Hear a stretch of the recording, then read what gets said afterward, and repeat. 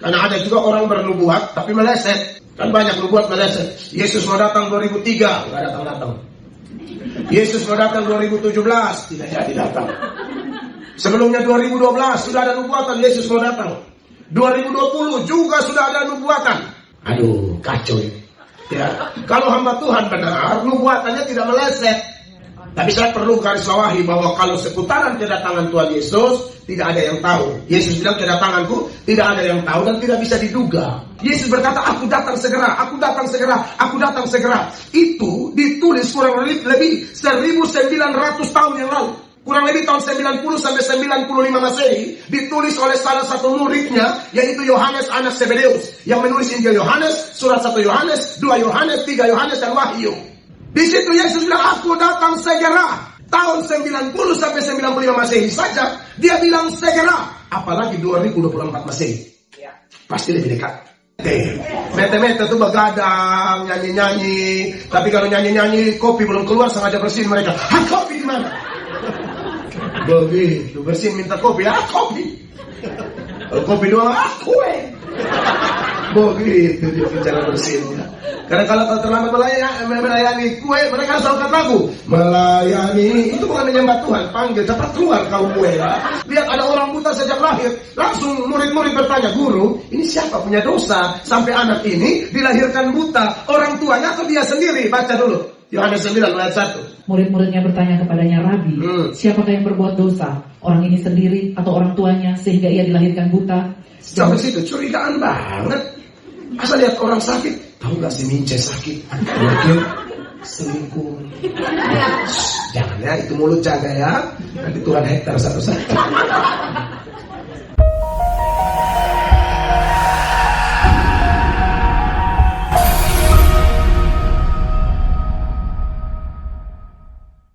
Puji Tuhan, shalom. Mari kita satu hati, kita berdoa. Terpujilah Allah Tritunggal, pusat pujian penyembahan kami, sumber segala berkat.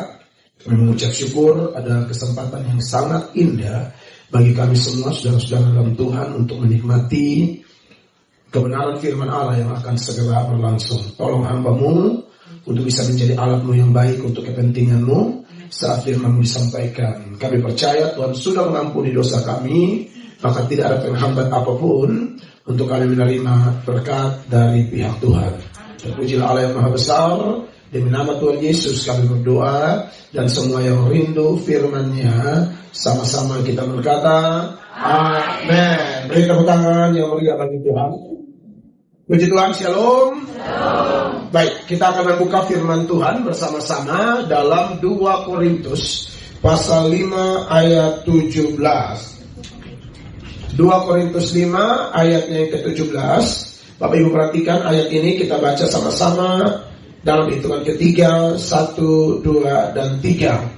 Jadi siapa yang ada di dalam Kristus, ia adalah ciptaan baru, yang lama sudah berlalu, sesungguhnya yang baru sudah datang. Baik, kasih Tuhan, di bulan Agustus ini di ibadah kedua Tiberias Church Singapura mulai tahun 2003 sampai hari ini melakukan kegiatan Agustus, yaitu Freedom in Christ. Dan dari begitu banyak hamba Tuhan, saya bersyukur saya menjadi salah satu mitra untuk menyampaikan pesan-pesan Tuhan bagi kita semua. Saya sudah menyampaikannya di ibadah 1, dan saya lihat ibadah 2 juga antusiasnya luar biasa. Ini pasti karena anugerah Tuhan. Amin. Nah, di bawah tema Freedom in Christ ini, saudara-saudara, saya akan membahas 2 Korintus 5 ayat 17 yang sudah kita baca. Jadi siapa yang ada dalam Kristus, dia adalah ciptaan baru, yang lama sudah berlalu, sesungguhnya yang baru sudah datang. Bagian ini, saudara-saudara, saya akan menyoroti atau membahasnya bagian per bagian. Ya, ayat ini dimulai dengan kalimat jadi siapa yang ada di dalam Kristus. Ya, jadi siapakah yang bisa mengalami kemerdekaan di dalam Kristus? Hanya orang-orang yang sudah di dalam Kristus. Karena freedom in Christ berarti harus ada di dalam Kristus. Kekristenan percaya bahwa Yesus Kristus adalah satu-satunya jalan ke surga. Amin. Ada yang mengatakan ada banyak jalan menuju Roma, tapi jalan menuju surga cuma satu, Almarhum pendeta Yakub Nawawi, dia mengatakan bahwa Roma bukan sorga, sorga bukan Roma. Di Roma pasti masih ada dosa, di Roma pasti masih ada kepalsuan, tapi di sorga bersih, suci. Amin. Maka jelas beda. Kalau ada banyak jalan menuju dosa, ada banyak jalan menuju kepalsuan, maka jalan menuju kebenaran hanya satu. Amin. Satu-satunya, tidak ada duanya. Makanya Tuhan Yesus pernah memproklamirkan dirinya. Dia berkata, akulah jalan dan kebenaran dan hidup. Tidak ada seorang pun dapat datang kepada Bapa jikalau tidak melalui aku. Akulah jalan artinya di luar dia tidak ada jalan. Akulah kebenaran artinya di luar dia hanya ada kesalahan. Akulah kehidupan artinya di luar dia hanya ada kematian. Maka dari itu benarlah bahwa Yesus adalah satu-satunya jalan. Makanya Simon Petrus dalam sebuah khotbah, dan khotbahnya Simon Petrus itu dalam Kisah Para Rasul pasal 4 ayat 12, itu khotbah di depan orang-orang yang beda agama, bahkan di depan orang-orang yang pernah membunuh Yesus. Di depan mereka ini, saudara-saudara, Petrus berkhotbah dalam kepenuhan Roh Kudus. Sebab kalau kita lihat ayat itu di dalam Kisah Para Rasul pasal 4 mulai ayat 8, dengan jelas di situ dikatakan Petrus penuh dengan Roh Kudus. Dikatakan demikian, ayat 8 dulu.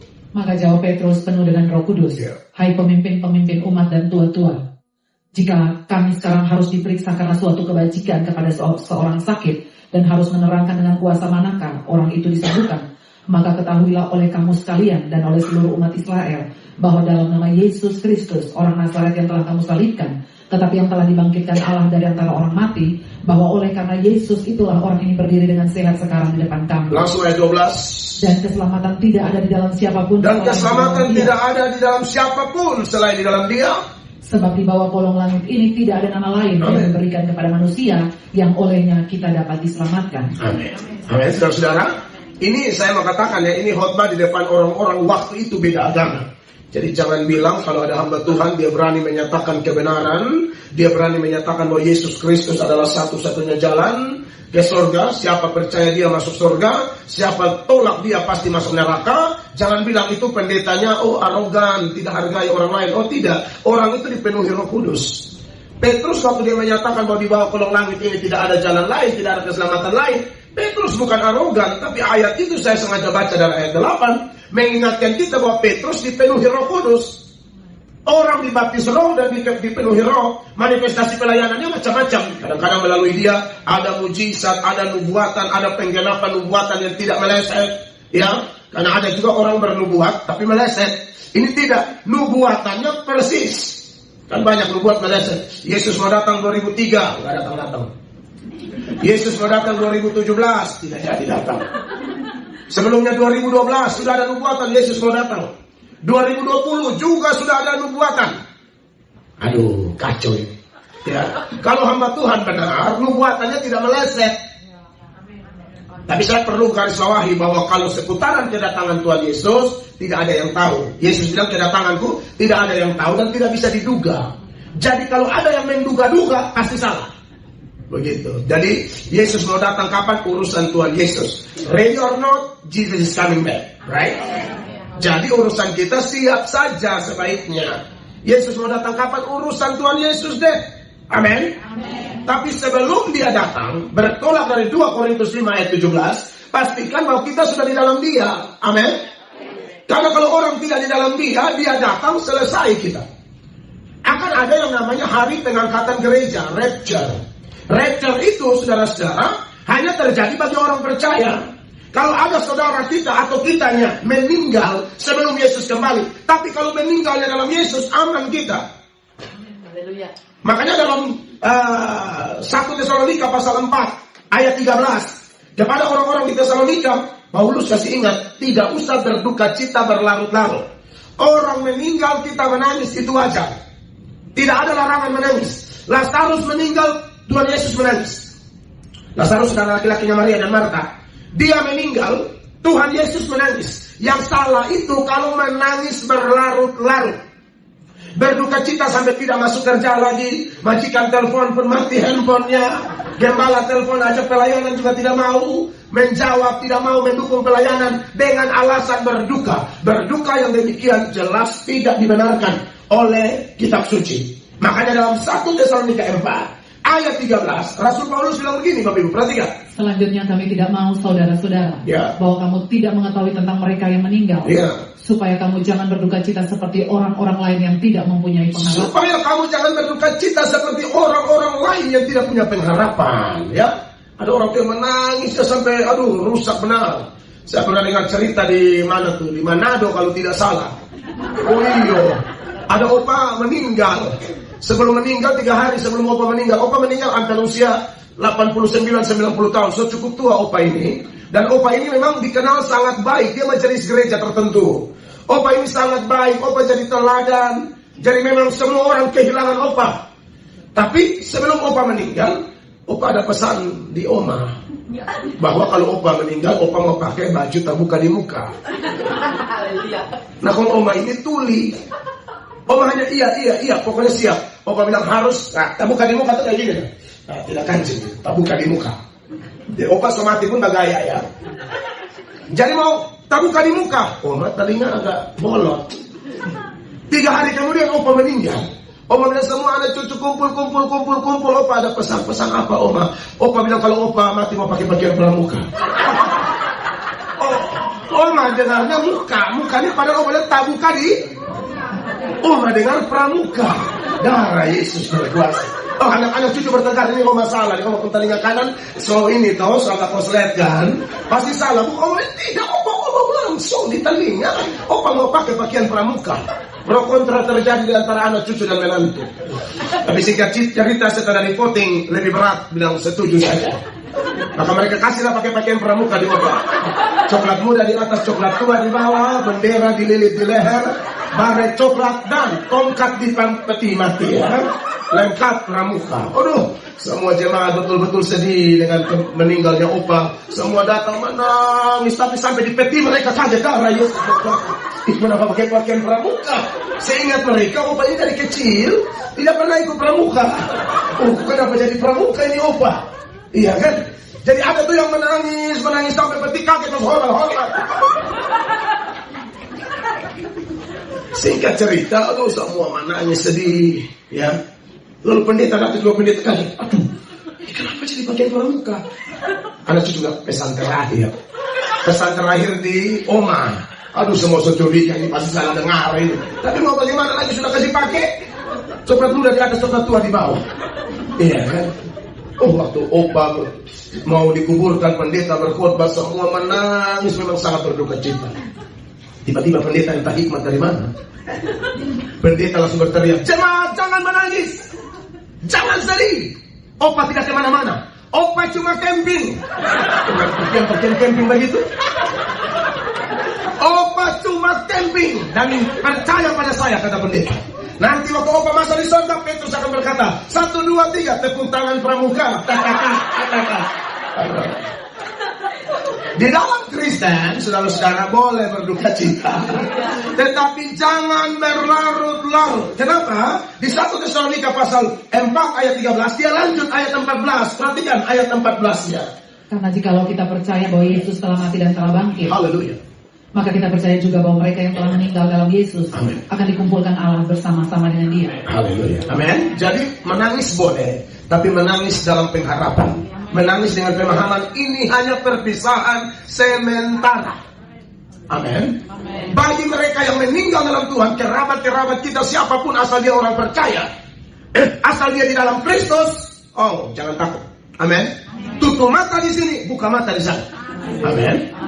Kita semua ini kan Tuhan lagi pegang kendali atas kehidupan kita. Amin. Saya biasa membahasakannya begini, jantung kita semua ini tombolnya di atas. Dia tekan di atas, putus di bawah. Maksudnya kalau dia tekan di atas, dia tekan di sorga, di bumi putus napas maksud saya. Amin. Jadi kita semua nih Tuhan belum tekan. Amin. Jantung masih berdetak toh. Oh iya, pastikan sudah dalam Kristus. Pastikan sudah menerima Dia sebagai Tuhan dan Juru Selamat pribadi.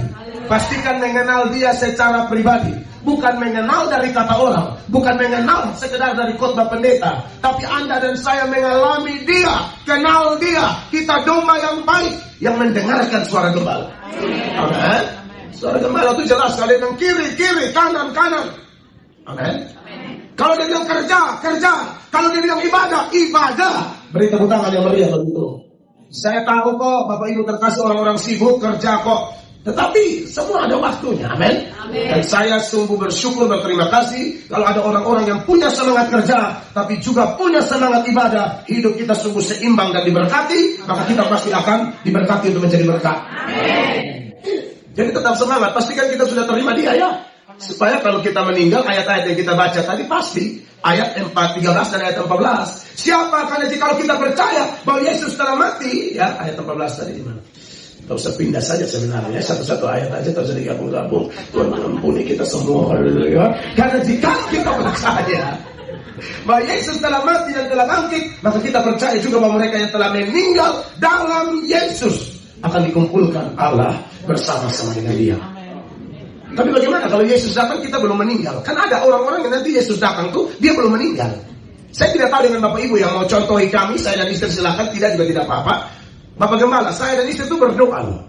Berdoa kalau Tuhan berkenan berikanlah kami umur panjang. Sekarang kan baru 42 nih, 42, 43. Saya 43, istri 42. Kita lagi berdoa Tuhan berkenan bisa ya 70-an tahun masih kuat-kuat. Rindu lihat anak cucu yang melayani Tuhan, dipakai Tuhan, sukses, diberkati jadi berkat. Rindu banget. Tapi kemudian kami juga minta begini, tapi kalau Tuhan berkenan, kami gak usah mati deh. Saudara belum pernah dengar orang minta begitu ya? Saya minta. Saya dengar banyak pendeta tuh minta paling top Tuhan 70 deh, 80. Saya Tuhan gak usah mati deh. Emang bisa? Bisa dong. Ini yang saya mau bicara. Ini ayat berapa nih? 14. Ayat 15 dia bilang begini. Perhatikan sebagai data pembanding. Ini kami katakan kepadamu dengan firman Tuhan. Kita yang hidup, yang masih tinggal sampai kedatangan Tuhan, sekali-kali tidak akan mendahului mereka yang telah meninggal. Iya, jadi ada orang yang nanti masih hidup waktu Tuhan datang. Haleluya. Saudara percaya atau tidak? Tapi saya rasa Tuhan tidak lama lagi akan datang. Hanya saya tidak tahu tanggal. Karena Yesus berkali-kali mengatakan, aku segera datang. Aku segera datang. Para rasul, oh iya, memang tidak mungkin ada yang tahu. Aku segera datang, aku segera datang. Itu ditulis pada kurang lebih abad-abad pertama.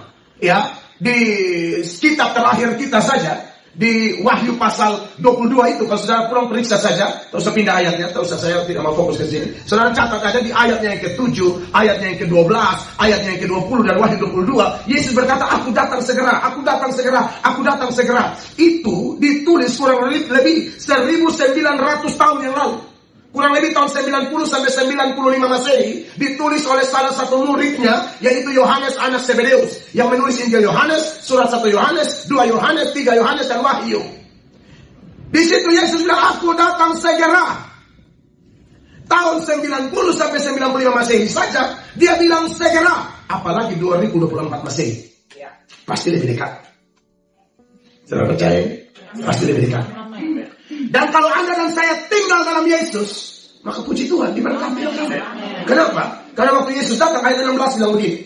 Sama-sama baca 16 dari 1 Tesalonika 4. 1, 2, 3. Sebab pada waktu tanda diberi, yaitu pada waktu penghulu malaikat berseru dan sangkakala Allah berbunyi, maka Tuhan sendiri akan turun dari sorga, dan mereka yang mati dalam Kristus akan bangkit lebih dahulu. Akan lebih dahulu bangkit. 17, 2, 3. Tahan sedikit, 1, 2, 3. Sesudah itu kita yang hidup yang masih tinggal akan apa?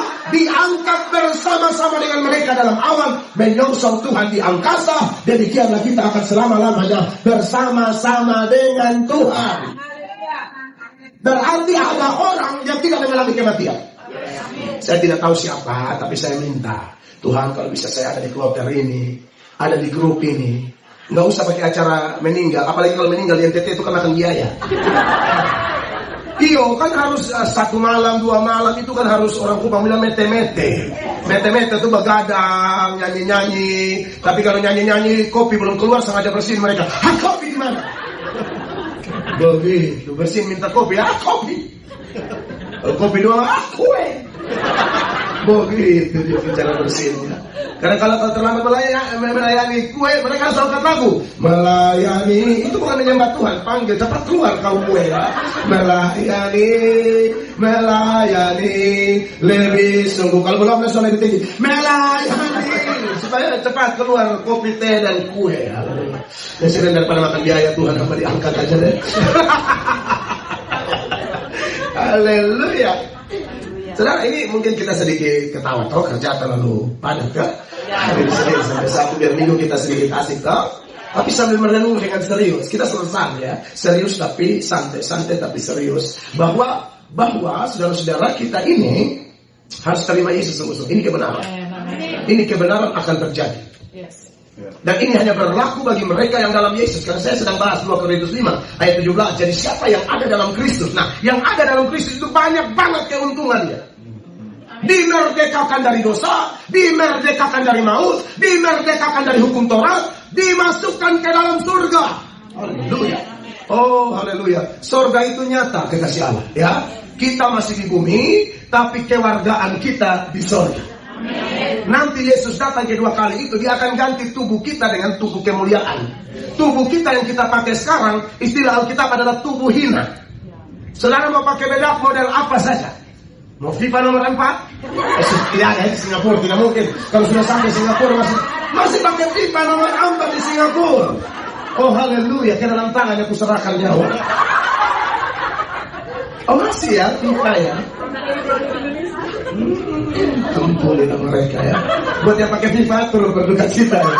Nah jadi begini saudara-saudara. Atau Oriflame atau yang lain-lain, iya kan? Saudaraku, atau ya skincare yang lain terserah lah. Pokoknya intinya tubuh kita itu mau didandanin kayak apapun, namanya tubuh hina. Dan tubuh ini akan semakin merosot. Tidak ada orang tambah tua tambah cantik, omong kosong. Tidak ada tambah tua tambah tampan. Tidak ada tambah tua tambah kuat. Tidak ada tambah tua kulit tambah kencang. Tidak ada jeruk nipis kusut.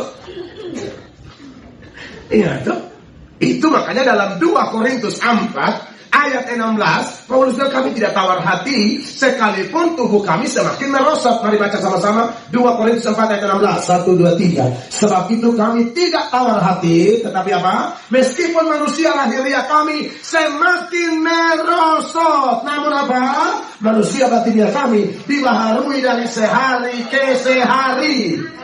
Lahiriah tambah merosot, bertambahnya usia itu semakin dekat dengan lubangku, kecuali Tuhan angkat tadi. Amin. Jangan takut mati juga, biasa aja. Dalam Kristen itu hidup adalah Kristus, mati adalah keuntungan. Pusing amat. Orang tutup mata di sini buka mata di sana. Kenapa takut? Tetapi tempat terindah ke Singapura bukan. Tempat terindah ke surga. Tempat terindah itu kalau belum ke surga, tempat terindah bukan Singapura, hadirat Tuhan. Tepuk tangan yang meriah bagi Tuhan. Karena kalau Tuhan hadir, sekalipun kita belum ke surga, tapi suasana surga kita so rasa. Kalau biasa bersekutu dengan Tuhan, itulah tanda orang tinggal dalam Yesus. Yesus tinggal dalam dia, selalu punya saat teduh, selalu punya waktu baca Alkitab, selalu punya waktu berdoa, selalu punya waktu pasang headset di telinga, mendengar renungan firman di YouTube atau lagu-lagu rohani. Kita belum ke surga, tapi suasana surga ada di hidup kita, ada di pekerjaan kita, kerja dengan penuh sukacita, walaupun majikan mukanya agak asam-asam, ya kan? Tapi kita dipenuhi oleh sukacita surgawi. Kita pegang firman Allah yang berkata, bersukacitalah. Sekali lagi mengatakan, bersukacitalah di dalam Tuhan. Amin. Oh iya dong, itulah untungnya hidup di dalam Yesus. Tubuh semakin merosot, fisik semakin merosot, tapi batin dibaharui terus-menerus. Itulah orang yang hidup di dalam Yesus. Dan itulah tanda-tanda warga kerajaan sorga yang masih menumpang di planet bernama bumi. Kita warga sana. Makanya dalam Filipi 3 ayat yang ke-20 Rasul Paulus bilang begini buat kita. Filipi 3 ayat 20, dengarkan. Bisa saya baca. Ada air minum buat saya sebelum saya baca ayat Yesus berkata aku haus. Oh haleluya. Karena keluargaan kita adalah di dalam sorga, dan dari situ juga kita menantikan Tuhan Yesus Kristus sebagai juru selamat. Iya, karena keluargaan kita adalah di dalam sorga. Kalau saudara warga negara Singapura, Anda punya keluargaan ganda. Anda warga Singapura sekaligus warga sorga. Kalau Anda warga negara Indonesia, Anda punya keluargaan ganda. kewargaan negara Indonesia, tapi juga sekaligus warga negara sorga. Dan untuk masuk ke sorga, tidak bisa pakai tubuh yang ini nih. Tubuh yang ini harus diganti. Yang saya bilang tadi, tubuh hina yang semakin merosot itu akan diganti dengan tubuh yang namanya tubuh kemuliaan, yaitu tubuh yang ditingkatkan kualitasnya. Tubuh itu seperti tubuh Tuhan Yesus saat dia bangkit. Kalau lihat buktinya 21, lanjut ayatnya. Yang akan mengubah tubuh kita yang hina ini. Yang akan mengubah tubuh kita yang apa? Yang hina ini, sehingga serupa dengan tubuhnya yang mulia. Amin. Menurut kuasanya yang dapat menaklukkan segala sesuatu kepada dirinya. Tubuh yang hina ini kadang-kadang masih kram-kram, kolesterol, gula naik, amin. Ya, kadang-kadang panos sudah taruh segala obat, tapi bukannya hilang, tambah besar ya. Dia kayak peta Singapura. Ya, kok tidak hilang-hilang, itulah tubuh hina. Yang namanya tubuh hina tuh biasalah sakit-sakitan. Ya, ada orang yang bilang, oh orang Kristen tidak boleh sakit. Oh, kata siapa? Kata siapa orang Kristen tidak boleh sakit? Kalau saya tunjukkan, hamba-hamba Tuhan sakit.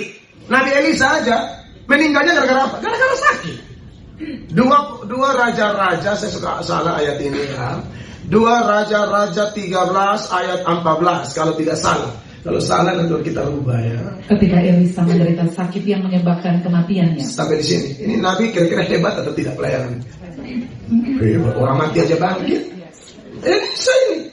Hitung-hitung Elia punya tuh mujizat-mujizat besar 14 kali. Elia, bapak rohaninya Elisa. Elisa punya 28 kali 2. Ada yang menafsirkannya, makanya dia minta urapan 2 kali lipat, itu mungkin arahnya ke sana, nggak tahu deh. Tapi hamba Tuhan pembuat mujizat ini meninggal gara-gara apa? Ketika Elisa menderita sakit yang menyebabkan kematian. Tidak semua sakit gara-gara dosa. Jangan langsung tuduh-tuduh orang. Ada orang, aku sakit. Lu banyak dosa. Dari mana kau tahu? Kau itu hakim yang maha mulia. Kau tahu semua orang tidak duduk berdiri. Orang sakit dikit dosa, sakit dikit dosa. Ini kan yang terjadi. Yohanes pasal 9 mulai ayat 1. Tuhan Yesus dan murid-murid lewat, lihat ada orang buta sejak lahir. Langsung murid-murid bertanya, guru, ini siapa punya dosa sampai anak ini dilahirkan buta? Orang tuanya atau dia sendiri? Baca dulu Yohanes 9 ayat 1. Waktu Yesus sedang lewat, ia melihat seorang yang buta sejak lahirnya. Yeah. Murid-muridnya bertanya kepadanya, Rabi, siapakah yang berbuat dosa? Orang ini sendiri atau orang tuanya sehingga ia dilahirkan buta? Sampai situ curigaan banget. Asal lihat orang sakit, tahu gak si Mince sakit? Mungkin selingkuh. Jangan ya, itu mulut jaga ya. Nanti Tuhan hektar satu-satu. Nggak usah gosip-gosip ya. Tapi wajah-wajah ibu-ibu di sini tidak kok ya. Tidak ada yang mengaku ya. Kalau ada yang suka gosip di sini, kalau nggak di sini kita foto bersama ya. Sama posting di media sosial saya. Ini ibu-ibu di Singapura yang mulutnya hanya setan yang tahu. Tidak ada wajah-wajah baik kok ya. Haleluya. Nah, jadi kekasih-kekasih Tuhan, tapi Yesus bilang apa? Bukan gara-gara dosa. Ada maksud Allah. Perhatikan ayat selanjutnya. Jawab Yesus, bukan dia dan bukan juga orang tuanya. Tetapi karena pekerjaan Allah harus dinyatakan di dalam dia. Tidak selalu, amin. Akhirnya dia sembuh, amin. Tuhan dimuliakan. Jadi orang sakit, betul, ada sakit tertentu bisa gara-gara dosa, ada. Tapi maksud saya menginformasikan teks ini supaya kita jangan menjadi hakim yang menghakimi orang membabi buta dan itu berdosa di hadapan Allah. Kalau ada orang sakit gara-gara dosa, ada. Tapi nggak usah menghakimi deh, biar firman Allah yang ngomong. Mazmur 107 ayat 17 jelas kok, ayat itu dengan jelas bilang ada orang-orang yang menjadi sakit gara-gara dosa. Mazmur 107 ayat 17 sama-sama baca 1, 2, 3. Ada orang-orang menjadi sakit oleh sebab apa? Kelakuan mereka yang berdosa, dan disiksa oleh sebab apa? Kesalahan-kesalahan mereka itu ada. Nah ini solusinya cuma satu, pemberesan sama Tuhan. Ya, maka ada kemungkinan Allah menyembuhkan dia. Ya toh, beda kasus kayak Elisa tadi. Memang Allah izinkan. Pelajaran apa yang kita terima dari Elisa? Walaupun meninggal dalam keadaan sakit, bagi Elisa sakit penyakit tidak bisa memisahkan dia dari Kristus. Dia tetap setia kepada Yesus, dia tetap setia kepada Allah. Sekali maju tetap maju, sekali melayani tetap melayani. Sakit penyakit tidak merubah komitmennya. Itu dia pun nama menyala. Oh iya dong, orang sehat melayani Tuhan biasa banget. Orang sakit melayani Tuhan menyala abangku. Tubuh sehat baru tabakar, menyala. Orang kalau sakit tabakar, menyala. Ini benar-benar api obor pasca dia nih. Bisa saja. Iya kan? Itu makanya Elisa melayani, saudara-saudara. Paulus ada lagi sakit khotbah, mana ayatnya? Galatia pasal 4, ayat 13. Ya, khotbah itu beritakan firman toh. Berarti ayat harus banyak. Saya bukan mencari kesakitan yang dari NTT sana. Oh, saya di Osao guys. Oh, naik Liu guys, itu nanti ya. Buat kita orang-orang Osao dan naik Liu. Tapi saya diutus ke sini beritakan firman. Amin. Ini ayat bilang apa? Paulus bilang begini. Kamu tahu bahwa aku pertama kali telah memberitakan Injil kepadamu oleh karena aku sakit pada tubuhku. Anda lihat, Elisa, Paulus, ini hamba Tuhan kaliber. Mereka doakan orang sembuh, orang mati pun bangkit. Tapi kalau Allah izinkan mereka sakit, siapa yang bisa membantah Allah? Kadang-kadang hamba Tuhan kayak kami ini perlu ada masalah begitu supaya tetap rendah hati. Tetap bergantung. Bayangin hamba Tuhan kalau sudah tidak ada masalah, langsung leave comply. Bawaan kayak mau terbang begitu. Hamba Tuhan jangan begitu. Makanya saya dan istri kalau dapat masalah, kami mendidik umat bersyukur. Kami mendidik umat mengenal Allah melalui masalah. Ya kan? Sekolahnya Yesus artinya sekolah masalah. Karena dengan masalah kita lihat kemuliaan.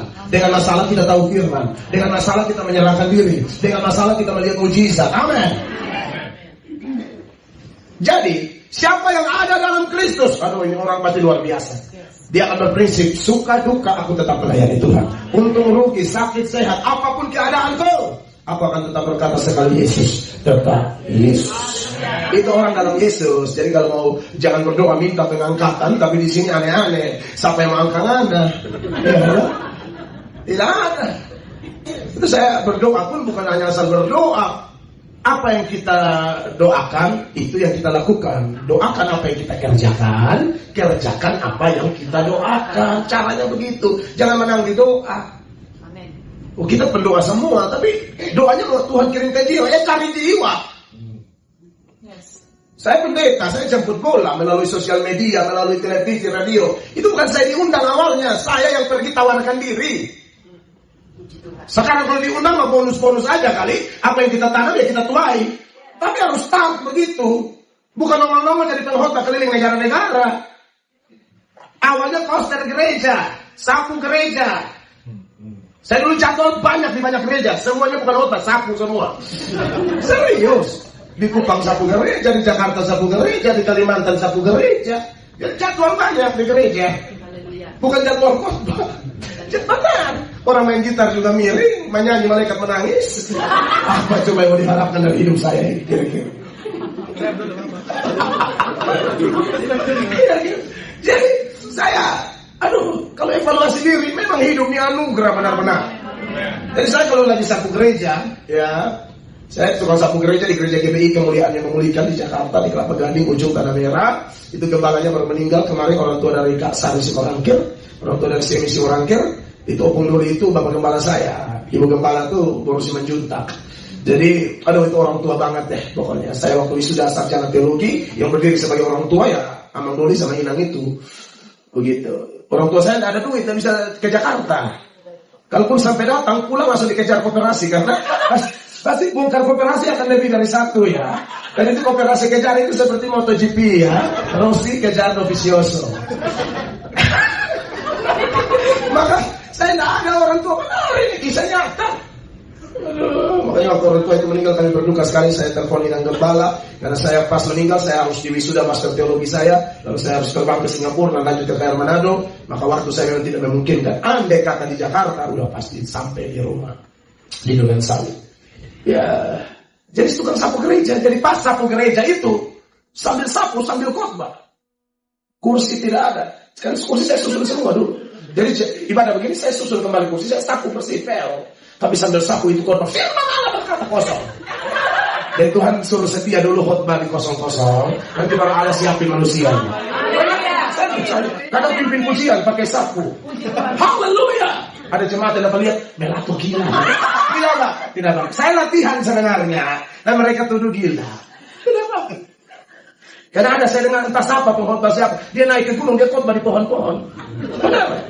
Saya tuh belajar khotbah kosong-kosong dulu. Nanti baru Allah bawa ke ratusan orang, ribuan orang, puluhan ribu orang. Suka-suka Tuhan. Dan itu saya benar-benar lakukan. Saya tidak mungkin berbagi pengalaman dusta di mimbar kudus ini. Amin. Nah, jadi kalau orang mengatakan dalam Kristus, oh itu banyak tuh, kalau saya jabarkan tidak habis-habis. Bisa sampai ibadah ketiga, 4, 5, 6. Sedangkan ibadah ketiga ada sesi kita mau tanya jawab. Jadi ada yang pertanyaan-pertanyaan apapun, Bapak Gembalanya siapkan saja. Kita bertanya dong di sini. Yuk, nanti kasih jawaban melalui kitab suci. Kan yang jawab Anda Tuhan. Ayat Tuhan pakainya otak, ayat-ayatnya, dan saya kasih tahu. Begitu ceritanya. Sedangkan saya dalam Kristus, freedom in Christ hanya bisa kalau ada dan saya dalam Kristus. Tapi bagaimana kita bisa dalam Kristus? Ini anugerah Tuhan. Sekalipun pengkhotbahnya berapi-api, tapi kalau ada Anda yang buka hati, bukan karena kemampuan pengkhotbahnya, bukan.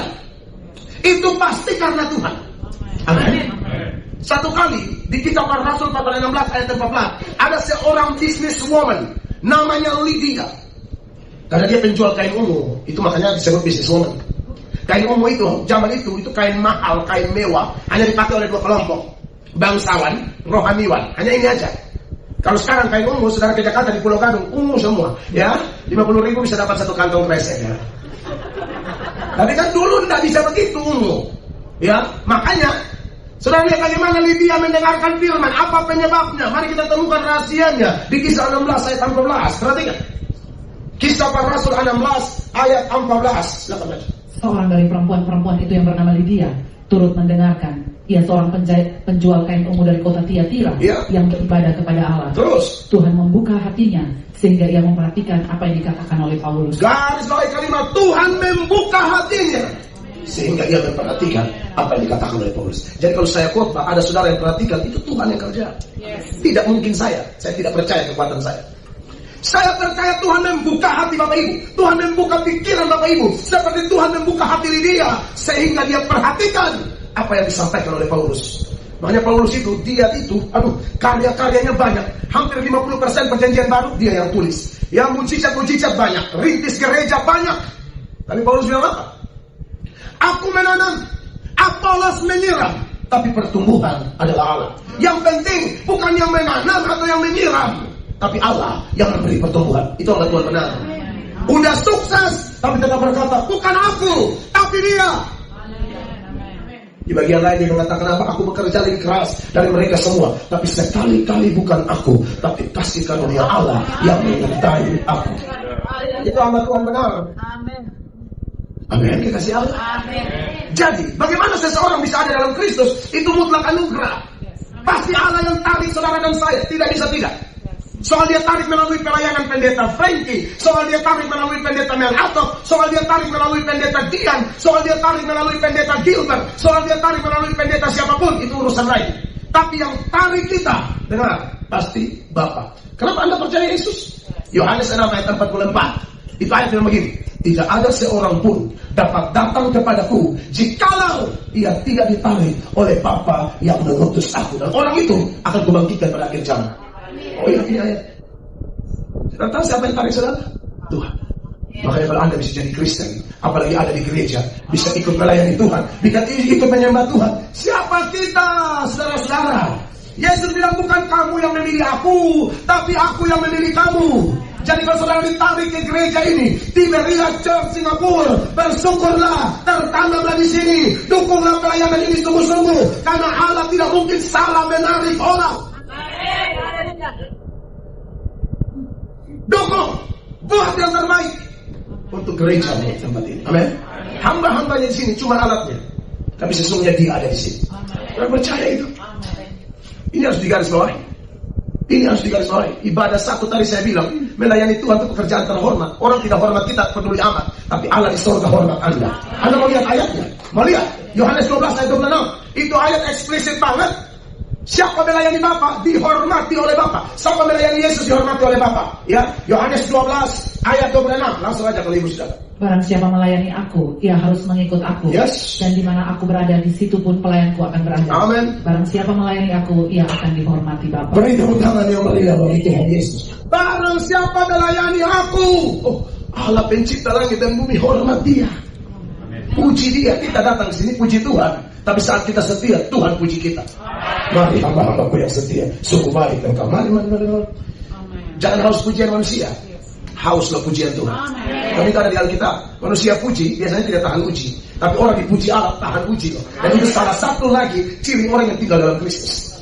Kristus dalam dia, orang yang ditarik oleh anugerah, orang yang ditarik oleh Bapa. Dia tidak akan cari pujian manusia. Dia akan bicara apa adanya, dia melayani sejujur-jujurnya. Kalau dia pengkhotbah, khotbah bagus, khotbah tulus, khotbah lurus. Nggak putar-putar dia. Amin. Saya kalau tipe mau cari pujian manusia, repot. Pasti saya akan lebih laris, tetapi masa neraka. Karena bukan hamba Tuhan jujur itu hanya mencari kesenangan manusia. Hamba Tuhan tidak bisa begitu dong. Hamba Tuhan itu pegang prinsip Galatia 1 ayat 10. Kalau kau masih suka cari kesukaan manusia, kamu bukan hamba Kristus. Bukan itu. Ya, Galatia 1 ayat 10. Jadi bagaimana sekarang? Adakah ku cari kesukaan manusia atau kesukaan Allah? Ya. Adakah ku coba berkenan kepada manusia? Ya. Sekiranya aku masih mau mencoba berkenan kepada manusia, sesungguhnya maka aku bukanlah hamba Kristus. ini yang saya takutkan.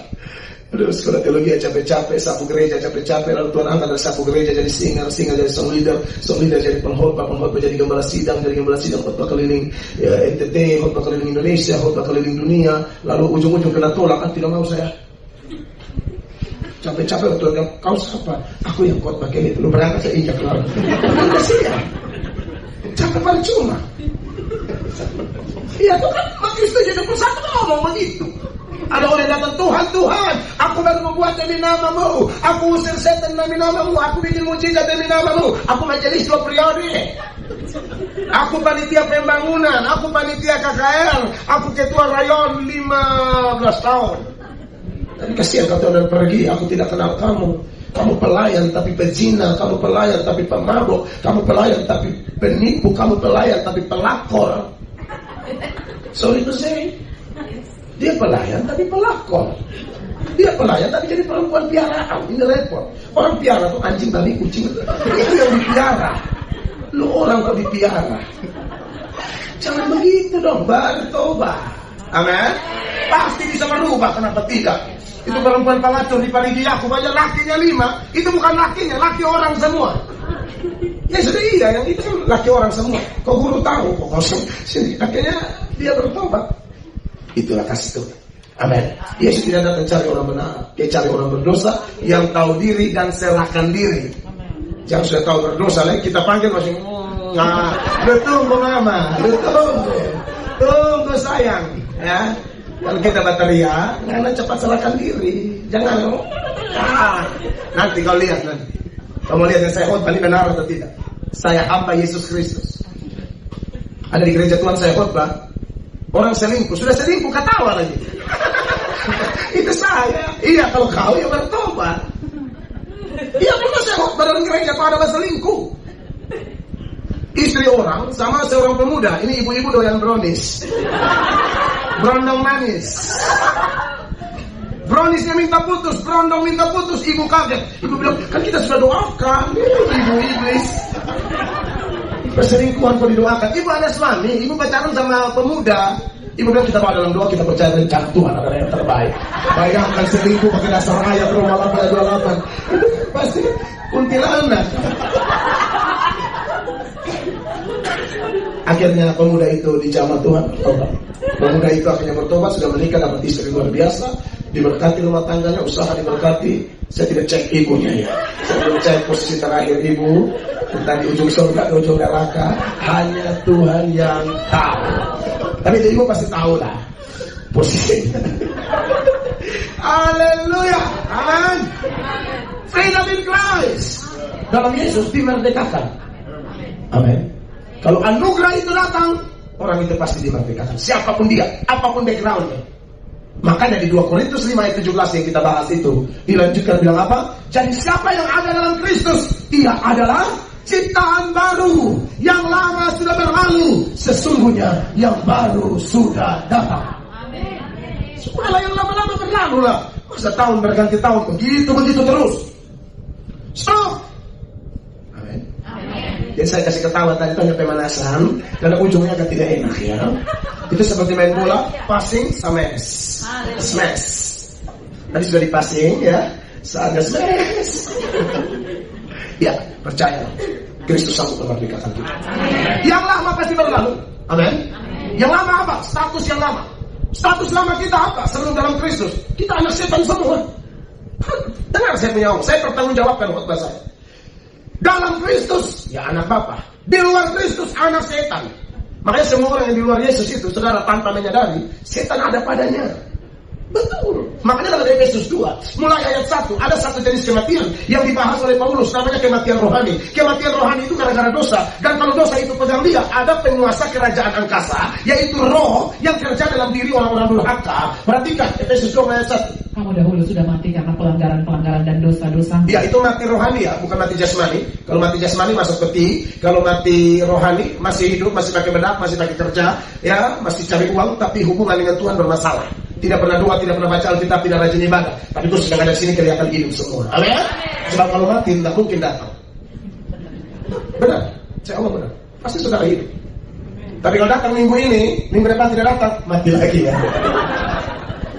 Dia mati hidup ya, kayak lampu apa? Lampu. Haleluya. Ayat 2 dah, kau usah bahas lampu luar. Kamu hidup di dalamnya karena kamu mengikuti jalan dunia ini. Karena kamu mentaati penguasa kerajaan angkasa. Kamu mentaati apa? Penguasa kerajaan angkasa. Saya omong ada dasar. Terus. Yaitu roh yang sekarang sedang bekerja di antara orang-orang durhaka. Sampai di situ. Jadi orang yang durhaka melawan dia mau setuju atau tidak setuju, setan ada padanya. Satu-satunya yang bisa membebaskan dia dari setan, yang bisa memerdekakan dia dari roh ini, hanya Tuhan. Hanya Bapa, Anak, dan Roh Kudus. Tanpa itu tidak bisa. Amin. Makanya dalam Matius 12 ayat 28 Yesus bilang begini, kalau aku mengusir setan dengan kuasa roh Allah, sesungguhnya kerajaan Allah sudah datang padamu. Perhatikan ayat ini. Tetapi jika aku mengusir setan dengan kuasa roh Allah, maka sesungguhnya kerajaan Allah sudah datang kepadamu. Jadi saudara, kita semua ini kalau belum dalam Kristus ada setannya. Banyak kali kita ditipu oleh setan, seolah-olah kalau orang kesetanan itu pasti ya kayak orang gila, atau setan bikin kita gagal fokus. Setan cuma ada di kuburan, ada di kunci. Setan itu penipu, dia alihkan fokus kita, padahal yang dia serang diri kita sendiri. Lalu kita sibuk menuduh, oh di pohon besar, oh di kuburan, oh di laut, oh dalam toples, dalam otakmu. Setan lebih tertarik manusia daripada Gucci. Kita bukan, hidup kita ditentukan oleh firman Allah, bukan film Indosiar. Di Indosiar banyak film setan, duduk-nanya, aduh, pelajaran kita kalau mau tahu tentang setan. Setan itu dalam diri manusia. Makanya hati-hati. Makanya kalau Matius 12 ini, dia kalau maju terus di ayat 43, biasanya kalau kita ibadah begini, sudah sungguh-sungguh setan bisa lari. Ya, tapi kalau tidak disertai dengan menerima Yesus, tidak disertai dengan tinggal dalam Yesus, dia keluar sementara, dia balik lagi kalau lebih rusak. Perhatikan ini ayat 43. Apabila roh jahat keluar dari manusia. Keluar dari mana? Iya, bukan dari botol.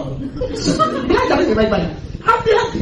Keluar dari manusia, ia pun mengembara ke tempat-tempat yang tandus mencari perhentian, tetapi ia tidak mendapat. Dia sudah cari kok tidak ada yang nyambung ya. Yang dulu lebih enak, disuruh apa diikuti, dia balik cari, kosong dia masuk. 4, lanjut. Lalu ia berkata, aku akan kembali ke rumah yang telah kutinggalkan itu. Maka pergilah ia dan mendapati rumah itu kosong, bersih tersapu dan rapi teratur. Waktu didoakan altar call, terima Yesus, betul. Ulang gila lagi, dia masuk lagi, hati-hati. Jaga hati dengan segala kewaspadaan. Lanjut, 45. Lalu ia keluar dan mengajak 7 roh lain yang lebih jahat daripadanya. Ini lebih gila. Dan mereka masuk dan berdiam di situ. Maka akhirnya keadaan orang itu lebih buruk daripada keadaannya semula.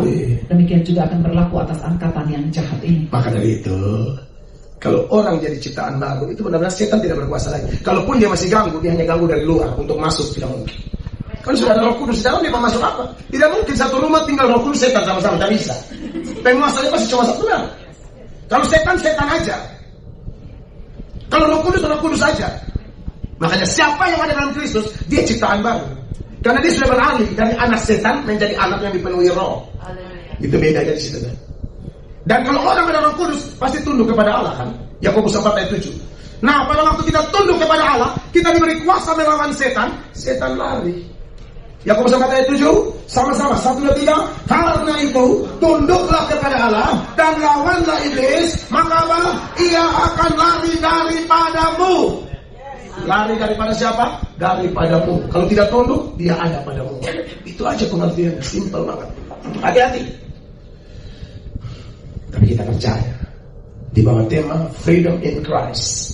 Siapa yang ada dalam Kristus diciptaan baru. Amin. Yang lama berlalu, sekarang status baru. Status kita adalah anak-anak Roh Kudus, anak-anak Tuhan Yesus, anak-anak Bapa di sorga, anak-anak kerajaan Allah. Yang punya undang-undang kerajaan yang bernama Alkitab harus dibaca dan didengar setiap hari, direnungkan dan dilakukan. Kita juga punya karakter kerajaan Allah yang tahan banting sekalipun diproses, seperti Daniel, Sadrak, Mesak, dan Abednego. Sekalipun dibuang ke perapian yang menyala-nyala, mereka tidak beralih kepada Allah lain. Itu karakter kerajaan Allah. Dan yang ketiga, kita memberitakan Injil kerajaan Allah. Amin. Freedom in Christ. Amin. Menyala. Beri tepuk tangan yang mulia. Saya selesai. Tuhan Yesus memberkati. Sampai jumpa juga buat saudara-saudara saya di video ini. Tuhan memberkati. Puji nama Tuhan, terima kasih kepada Bapak Pendeta Mel Atok atas pesan yang penuh makna, berkat, dan inspirasi ini. Marilah kita renungkan dan menghidupi firman Tuhan yang kita dengar kali ini. Kiranya Tuhan memberkati kita semua, memberikan damai sejahtera dan hikmat dalam menjalani kehidupan kita sehari-hari. Tetaplah setia dan berpegang pada Tuhan, karena Dialah sumber kekuatan dan pengharapan kita. Amin.